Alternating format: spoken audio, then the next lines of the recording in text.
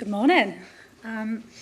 Well, unfortunately for all of you, I've been asked to talk today about my career journey, so this isn't technical at all, but it's an insight into my path to RAM, or your region's equivalent.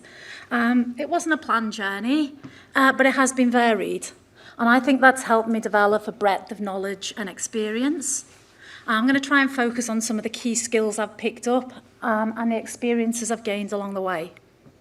So to start, how did I end up on the railway? That's a story that takes me back to growing up on a fairly rough council estate in Liverpool. Aspirations didn't reach that far. I lived on benefits. I went to school where just 3 of us managed to get 5 GCSEs A to C. Out of 110 of us, that wasn't the best outcome. I think in modern day that would be a 4 to 9, is it? Way before my day. But that meant that going on to university wasn't really something I was destined for. But instead, it was a choice I made, and it was a goal I worked hard towards, and really I was just aspiring for more. So, as a female, becoming an engineer wasn't something that was suggested to me a career day, and I wasn't exactly surrounded by professional role models. The closest I came to trains was one friend's dad who actually did work, and he was a train driver. But she was from a nicer part of the city. And so for the first time round, with a love of animals, I decided to study zoology. I did this in Liverpool, and this is Byram Street, if any of you know. This is part of Liverpool John Moores complex. And I did that. I did a variety of jobs, as most students do, and I came away with a first-class degree. I also came away with an understanding of the agonistic feeding behaviour of the red squirrel. That was the title of my dissertation. So, I followed my boyfriend, and now my husband, out to Barcelona. He was off on a sandwich year. I didn't have much to do, and I found voluntary work at Barcelona Zoo for several months. One day I entered a large display in the herpetarium, and that was to serve up breakfast to the reptiles enclosed inside. We used to go in with a broom to fend off the alligators so they couldn't get out, but what actually happened was that a lizard saw its opportunity and made a bid for freedom. So I alerted my colleagues to this incident by crying, "It's free!" Unfortunately, in Spain, the word free is not a homonym. And what I was actually yelling is, this lizard doesn't cost anything, and not, it's escaped. And that began my first lesson, the importance of clear communication in the workforce. Not as educational, but my favourite experiences were feeding the Galapagos turtles. These guys really love to get their necks scratched, and they just like crane their necks up so you could scratch under the chin. It's not a bad way to start a day. And I also got the opportunity to walk through a beautiful orange tree-lined park every day. And at the time, I was pondering my future as a PhD student. But that sort of set the stage for me. Getting outdoors to exercise every day is still really important to me. I really enjoy fresh air, and a really chance to prepare mentally for the day ahead. But what came next? So, came back to the UK, and I started on the railway in a rather unplanned way. I sought temporary work whilst applying for PhDs, and I got a job in the planning team at Jarvis Rail in Liverpool. That covered Liverpool and North Wales. Here I was responsible for resource planning, supporting both the maintenance and renewals organisations allocate staff to jobs. I got my PTS, and my first experiences on site were really manning the site access cabin at weekends, SAMMing, or sacking as we called it. And once a shift got underway, it meant that I got to leave the van and go out on site and just start understanding and seeing what was going on in the railway. And in this role, I did learn the importance of getting on well with colleagues, but I've realised that actually being close friends can have its downsides, especially when that friend is your boss and you really don't feel they're pulling the weight in the team. But PhD positions were scarce for animal behaviouralists that year. And probably looking back, I was probably slowly starting to realise that, yeah, you can love animals, but actually there's other things you can do out there, and with better pay, in all honesty. So that temporary position became permanent one at Jarvis.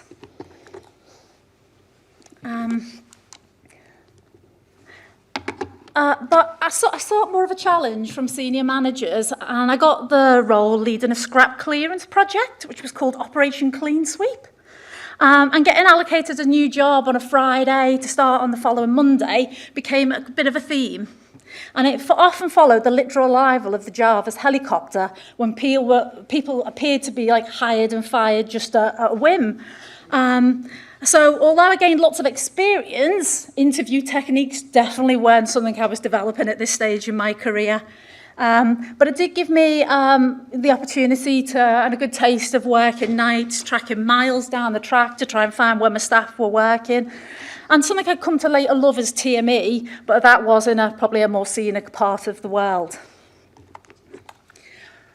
So, following the Operation Clean Sweep project completion and a drama discovering my subcontractors red-handed selling scrap, I was strongly offered the post of RCF manager. That was following another helicopter strafing run, I guess. And that was my first technical role. Not too long after Hatfield, Jarvis was still trying to figure out what RCFs they had out there. And we had a deadline from the ORR that we had to present our picture to them. So I worked with the ultrasonic supervisors, the AFDU, basically to undertake inspections and get that data cleansed. And that enabled me to demonstrate to the ORR that we did understand the size and extent of the problem and we were ready to manage it. Then I experienced my first reorg. Jarvis threw in the towel, following on from Potter's Bar, and we were the first infrastructure maintenance contractor, or IMC as they're known, to be brought back into Network Rail. The reorg took place. I got the section manager rail test post, which is a significant expansion on the RCF role. I began a crash course in ultrasonic testing, in rail defect management, managing compliance. But I also did get my first brush with the trade unions and industrial relations. The guys were used to a roster that suited them. They worked Monday to Thursday days. It was wonderful. I came along, presented them with a roster that suited the business need. It was compliant. I didn't like it. So yeah, they took to striking and working to rule. And that's the point at which I really realised that having the support of management and HR is really critical, and it can be a really lonely place if that's not the case. But I think what that's helped me develop is my own skills, and for me, I ensure that my guys or my girls have got clear expectations of what I expect, what I expect of them, obviously, but that they're confident that I've got their backs. You know, I'm here to support them. But then my career was starting to get a bit more engineering-y, and for me, getting that educational background to support me became important. I was really fortunate that Network Rail agreed to sponsor me on a 6-year part-time bachelor's degree. I did civil engineering, going back to that wonderful building at Byram Street, because when you've not only spent 3 years there, another 6 years is just exactly what you need. But at the time, the Sheffield Hallam degree was really in its infancy, and it wasn't approved by the Engineering Council for professional recognition, and that was something I was keen to progress later on in my career. I stuck with the section manager role, but I went to West Coast South, and that's where I got to play a role in the initial introduction of the UCU train, which is the real first technical change process I'd come across. Not long after that, I got the area rail management position, and there I learnt all about rail stressing, friction management, rail grinding, and from the work of my tech teams, I also really began to understand the importance of data quality and validating that data before you issue it to all and sundry for people to get in trouble with. I also had the opportunity to play a key role in the design and rollout of RDMS. And this came right on the back of the failure of RDT. Mightn't be familiar to many of you, because it didn't last that long at all. It was designed without user input. We used it for just 3 weeks before we gave up on it. And so parallel running new systems was a really painful lesson that we learned, and I think it's something that I've carried through now. But it wasn't just developing RDMS, it really gave me the opportunity to meet other rail engineers around the country. I was becoming a rail generalist, and having those specialised people around me I found that technical support was really invaluable. We can't all know everything, and it's often who you know that does help you do your job effectively. Understanding your own shortfalls and seeking support is definitely a strength in my eyes. Okay, so the need to demonstrate CPD during my university studies then resulted in me reaching out for the first time to my local PWI section. But arriving at my first meeting, which was to be held in the function room of a pub, bar staff showed me to the room, asked if I was there for the pole dancing class. I thought he was joking, so I just laughed and agreed and went along with it. But when I walked into the room, there was this shiny brass silver pole just in front of the projector.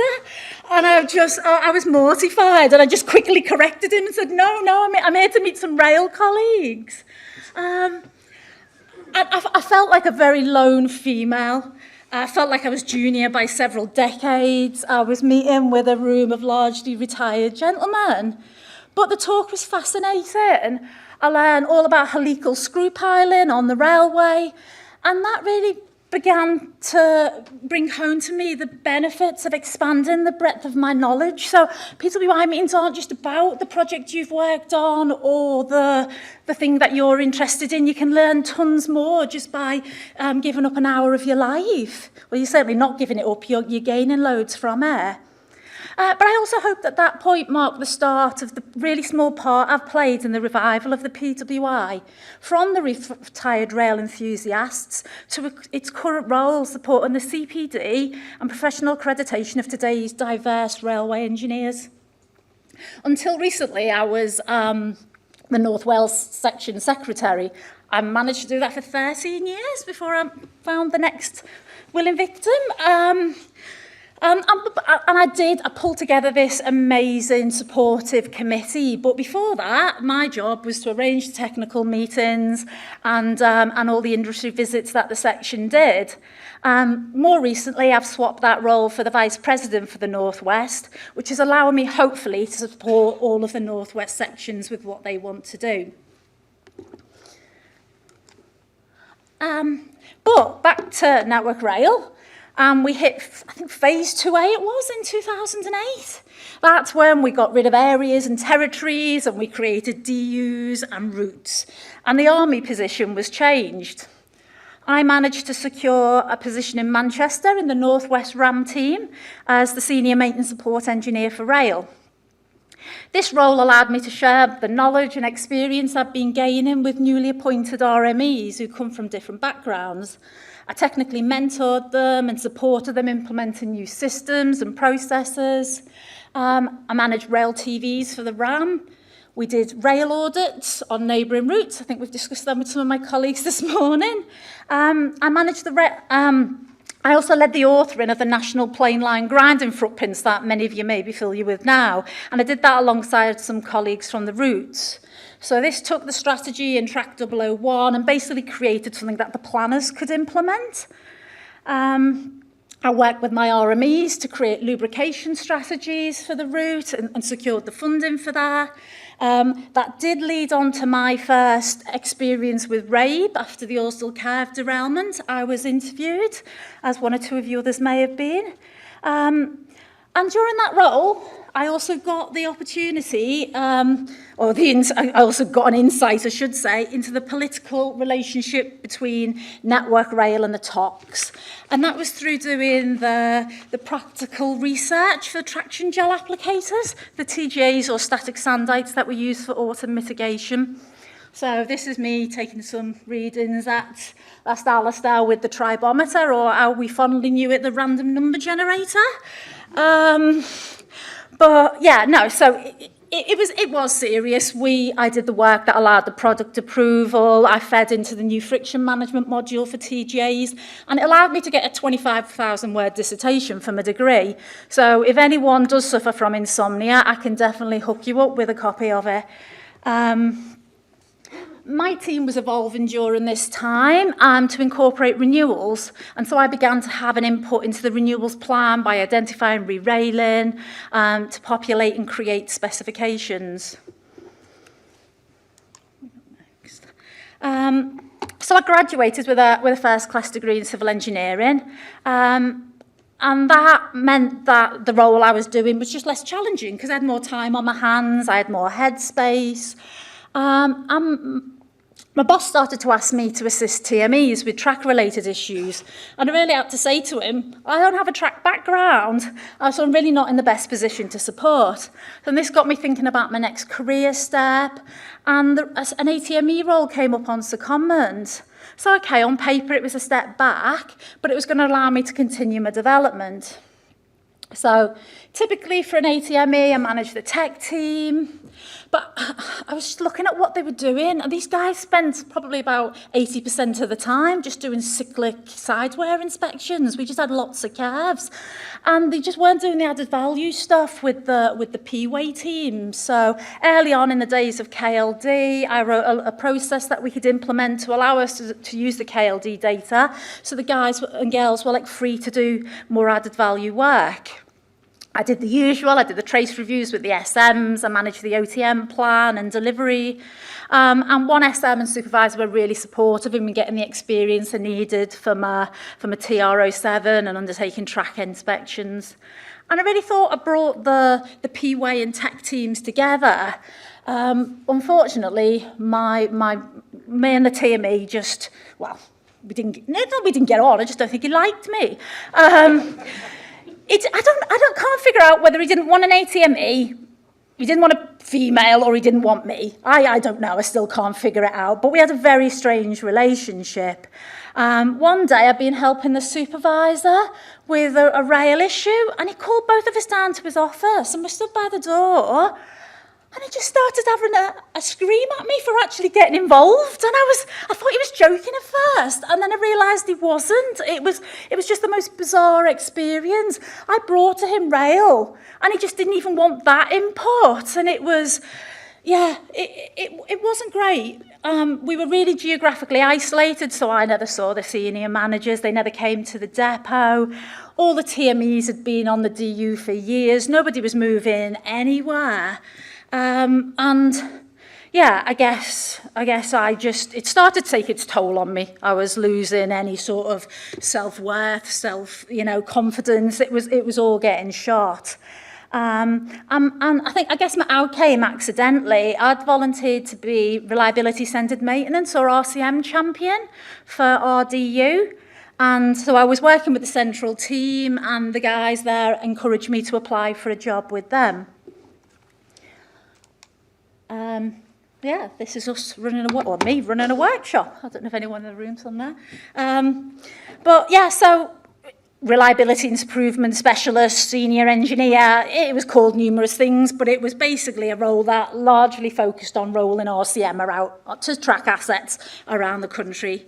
And this really gave me the opportunity to work alongside and support a number of TMEs and their teams around the country. So some of you may know me from that time.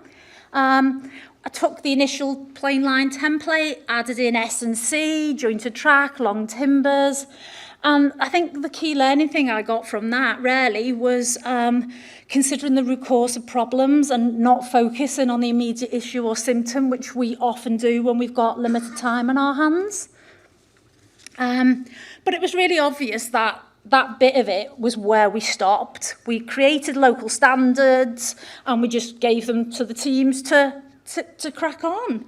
And that meant that there was numerous different approaches were adopted around the business. And so I produced the first version of the RCM standard, which was just to give guidance to the frontline staff in embedding the required changes.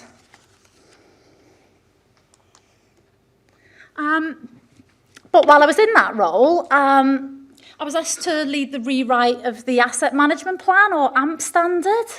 It wasn't related to my day job, it just came about because I reported into the head of maintenance who owned the standard. There was a number of stakeholder organisations that were unhappy with the document, and so I pulled together a working group. I think it was about 50 strong, right from all the relevant stakeholder groups. I've really not come across anything that affects so many parts of the business and so many disciplines. And I led the rewrite, and this was a couple of photos from the flowchart slide work we were doing. But this was really good experience for me in facilitating change and balancing the inputs of everyone so that we reached a consensus. And then came the wonderful stakeholder feedback stage. God, it's hard, isn't it? Everyone throws loads of stuff at you, and if you're not careful, you can take it really personally, you can become dejected, and I really did have to have a few words with myself, just to step away and just say, no, look at this, and it was invaluable, it really was, and what came out of it was a much improved document. But there were stuff in there that weren't appropriate. Lots of people were trying to use the process to put sticking plasters on parts of the process of other things like contracts not being correct. And so I gave them one-to-one feedback so they understood what I hadn't included, and that meant the second time around I didn't get any challenge with the standard. But that meant that I was briefing several thousand people, which I really wasn't keen on. So I suggested e-learning. Right. Given how much I struggle to engage with e-learning, I really should have been aware about how ineffective this would be to get the correct understanding across. And unfortunately, I still see evidence of the process not being used as intended today. But travelling around the country, doing all of this stuff, gave me the opportunity to focus on my iEng.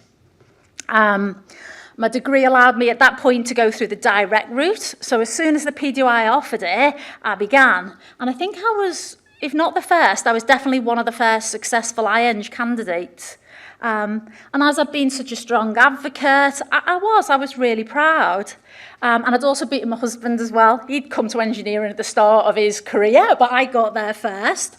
Although he does still claim credit for me dragging me away from zoology to engineering, so I'll let him have that.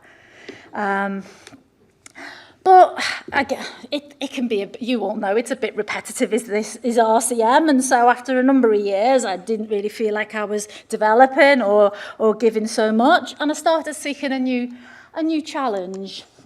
And an old colleague reached out to me and encouraged me to apply for the role of engineering manager at Stobart Rail and Civils.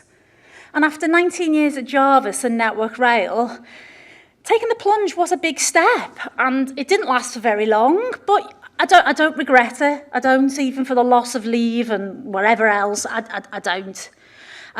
Stobart had just been appointed as principal contractor to Network Rail, and it needed to evolve from being a subcontractor. And my job was to lead that engineering change. And it was a great role. It gave me the experience undertaking the role of CEM. I got to grips with a variety of projects. This was bridge scour protection work. I don't know if anyone from the East Coast is here, but that's Croft on the East Coast main line. We refurbished structures, we did enabling work on HS2, and we got the opportunity to support one of the PWI partners by rescuing the Churnet Valley Railway from a washout, and that was just in time for their Christmas special service. I also developed the engineering organisation. I had to embed the engineers in the tendering, design and construction phases. You wouldn't believe that they didn't have engineers through the construction, but they really didn't. And I had a few sleepless nights digesting the British Standard for temporary works, because it was my job to write the company's temporary works process. There were certainly some very scary things I saw that made me realise that it was a top risk for us in the business. But this and some excellent training helped me bring the risk of temporary works to the project team and the importance of managing them effectively. But unfortunately, the business didn't appear to want to mature. The parent organisation wanted to maximise profits, and that contributed to us losing bid after bid. And that reached a peak in early 2020. And hours before Boris announced our first COVID lockdown, both myself and my senior engineer, without warning, were made redundant. My dash home to lick my wounds and update my CV became a long wait. That evening's lockdown did not help the situation. So my full-time job became applying for roles and preparing for interviews. It was a slow process given the challenging times, and so I used the intervening hours to apply for my chartership, and at that time I used the experiential learner route. I think that was in its trial stage. I'd wanted to do it for a while, but I just didn't have time, and suddenly that was the one resource that I had. I was hopeful that work would come soon though. So once I'd done the first stage of my application, it was with my mentor. I just proceeded on to the second stage. And that was really possible because I had a really supportive mentor. He was amazing. And that's something I'm trying to do now and to help others with. Obviously, that wasn't enough to fill 4 months of time, so DIY, as probably for many others, became a big occupation. Much to the horror of my husband, who came home one day to find me confident in removing the render off the back of our house with his hammer action drill. Job offers came and they fell through, and it just showed how much businesses were struggling to remain afloat, which really reflected the uncertainty in the supply chain at the time. 1 week they had a job for you, and the next they'd lost that many bids that there wasn't a role. But what I did find is how supportive people were. It was just amazing. People from work, people from the PWI. And it just does really demonstrate how a network of people can really help in a time of uncertainty. And I know that COVID, it was difficult for everyone in different ways. But for me, it was not knowing when I'll be back at work, or where and when my next foreign holiday would be. And they've still not got back to their peak, I don't think. And I was offered a role delivering RCM on Network Rail's Northwest route by a previous line manager, which was amazing. It felt like a step backwards after this big step up, but God, I was just grateful for a job and to get back to the railway workforce. My career really was looking to change. I'd finished repointing my house, I'd waterproofed it all, and I really was becoming, at risk of becoming a local builder. I had farmers asking me if I could move on to their houses next, and it was a bit of a repetitive job. So I came back to Network Rail. And although it was RCM, it was on one route, so it was for all disciplines. And so I got the chance to learn. I worked with the Overhead Line team, the Third Rail guys in Liverpool, and I started to help them develop maintenance regimes. I got the email to tell me I was successful in my CEng, which really was a cheer, because this was still during COVID. It went on forever, didn't it? I must admit, I hadn't been in the role long when a TME role arose near to home. And there was that law of returning to maintenance after so long. It just beckoned. And one thing I had at this point was lots of interview practice. So that paid its reward, and I managed to secure a role. So, yeah, I'm going to break my TME talk into parts because as TME Carnforth, I had a number of different hard hats. I also played off-track engineer for Cumbria, and I had the great job of being depot manager for Carnforth. There's a couple of my hard off-track team there. They're an amazing bunch, amazingly hard-working, but they just lacked the direction and support. They just never had it. And that was what was going to be key to demonstrate to the DU what they could do and how critical they were. I'm very conscious that off-track assets aren't seen as such until they're not doing what they should do anymore. Once we've got trees on the line, once we've got sheep and cows on the line, suddenly everyone's very aware of them. And for us, that was really prevalent on the Settle to Carlisle. The Yorkshire Dales National Park has a massive sway of what we do on the Settle to Carlisle, and for them, retaining our dry stone wall assets is a must. Beautiful things, I agree, but they do provide a minimal barrier to adventurous sheep, especially when they're in a state of disrepair. So I became very familiar with our process for small schemes, capital expenditure. That got me to get a team of dry stone wallers permanently. And Works Delivery did a lot of work as well for us. And we really started to drive down wrong side failures and the dry stone wall backlog. I mean, we had things at 1,000-day backlog when I arrived. So with a little help, they flourished. And I was fortunate to learn lots from them. And they were a great team through modernising maintenance. They were just happy in what they did, and it was a great place just to go to for my mental health. And That's Frank and Trevor up there. They give me several lessons in dry stone walling. Still, I've not mastered it. And I do remember the first rule, though, which is once you've picked up a stone, you cannot put it down. You've got to find a place for it. Then there was the depot management role. That posed regular challenges and draws on my attention, and I know all about fire risk assessments and occupational property repairs, things I could do without, to be honest. And then there was the TME role. That obviously took up most of my time. People issues were huge. I got to get to grips with ill health severance, job relocations. We lost tons of people. We were just hemorrhaging people, but we weren't unable to backfill them. And maintaining safety with not many staff, months of industrial action, became a massive challenge. We had a summer where I was often sat with my section manager trying to figure out how we carved up our watch people between our CRT sites. So the following year, making sure we did our fish plate lubrication and rail adjusting, and making sure they weren't reprioritised or cancelled for other things just became key. The morale in the supervisor team was very low, though. The guys were working long hours. They were just repeatedly planning work. Trying to maintain and promote positivity was really challenging.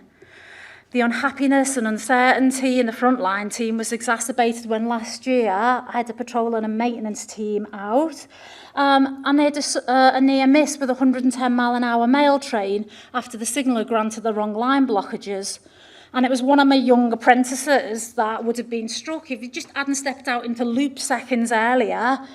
And for me, that really brought home how I'd sort of ignored implementing ZKLs. They'd been chucked out to us, but there was so much going on that it was just something that I hadn't put my time on. So that really became key alongside the welfare of my team. So they all underwent short-term trauma counselling. We've got some of them now still going through much more serious trauma counselling. But there's 2 individuals there that are never going to return to working on the infrastructure. So for us as engineers, maintaining safety and compliance are 2 aspects of what we do, but we can't ignore the health and well-being of our teams. That's always got to take front stage. So I could talk for the rest of the day about the TME role, but what really surprised me was, compared to previous roles, how little time I had for business improvement. And it's just so easy to get wrapped up in the day-to-day dramas. But when I did force myself and my team to take time away, we did make improvements. We revised our RCM regimes in line with learning to reduce unnecessary workload. And we reviewed our West Coast Mainline S&C inspections, which really reduced our BVIs and SVIs, and that's going to be essential to remaining compliant because several more people are just leaving the business now they didn't get VR, they're all retiring. So what that'll mean is not only have we got less staff, so we'll be able to remain compliant, but it'll free up the supervisors on a Saturday night. We're going to have inexperienced team leaders. They're going to need to be there to support those people. But the key point really from that is we do have to take a step back and reflect and make changes if we're going to ever improve. So very recently, as Richard said, I've had the opportunity to take up a very new challenge of Ramtrack Scotland. It's a new region to me. I know a few colleagues I've worked alongside in the past, but otherwise it's all new and it's a very new asset base. So the next few months are going to be a really steep learning curve for me, and it's really early days. I'm 3 weeks in, but everyone has been fantastic. Everyone's been so welcoming and supportive, and I really hope to be adding value and giving back soon. So there's lots of people to meet and support, and I do hope to do this over the coming months and years from the perspective of my RAM role, but also as a PWI, professional accreditation mentor. I'm really keen to support my new colleagues with their development. So if I've got a minute, I'll summarise. Have I got a minute?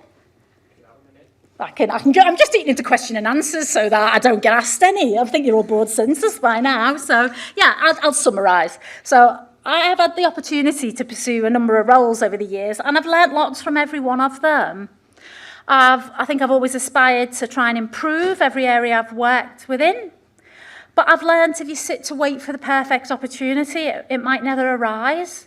And there are so many routes to get somewhere, and the one that you've imagined might not actually be the one that you take or even have considered possible. But for me, that support network is essential, and I think half the battle is won through your contacts and people that you can turn to for support. But the main thing is never to be afraid to take a risk and try new things. Although I must admit, I'm yet to pluck up the courage to taste Iron Brew. Well, I asked my friend about it recently and said, what does it taste like? And she said orange, and she wasn't talking about the fruit. But yes, thank you, and I hope that wasn't too painful.